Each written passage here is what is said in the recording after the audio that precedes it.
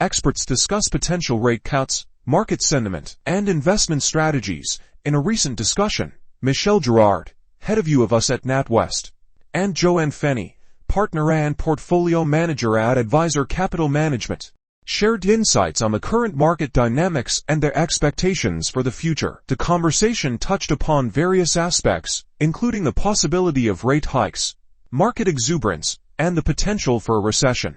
Michelle Girard began by highlighting the easing in financial conditions towards the end of the year. Expressing caution about the market's optimism regarding the peaking interest rates, she emphasized that the Federal Reserve might be inclined to temper market exuberance. Citing data that indicates the economy's resilience, Girard underlined that the Fed is likely done with raising interest rates, attributing this stance to a slowing economy and, more significantly, a decline in inflation. Anticipating a different trajectory, Girard suggested that rate cuts could begin in May. Contrary to the market's consensus of a March start, she projected an aggressive approach with 50 basis point rate cuts, amounting to over 200 basis points in 2024.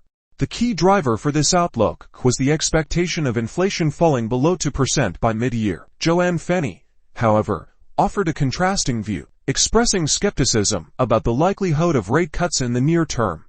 Feeney argued that the market's optimism might be premature, emphasizing the continued strength of the economy, rising real incomes, and robust spending. She dismissed the idea of an imminent recession, pointing to the resilience of the manufacturing and services sectors. Feeney acknowledged potential risks, but asserted that strong fundamentals could offset any negative impact on equities.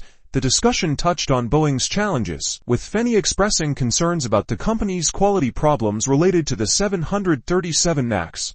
She favored another aerospace company, Ron, for its handling of a similar issue and its defensive role against geopolitical risks. As the conversation turned to investment strategies, Girard and Feeney weighed in on the prospects of growth and value stocks.